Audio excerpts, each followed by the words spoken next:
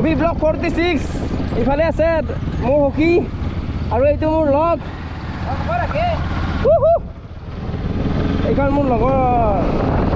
সৰি কিবা কওঁ এইখন মোৰ লগৰ বাইক এইখনটো মোৰে বাইক হয় ভুলতে কিবা কৈ পালোঁ হা চৰি বেয়া চেয়া নাপাবা এইখন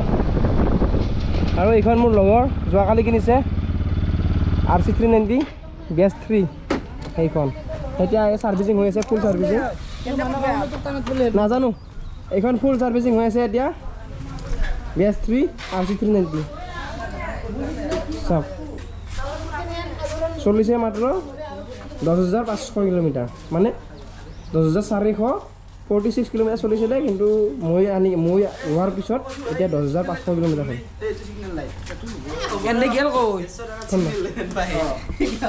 এইটো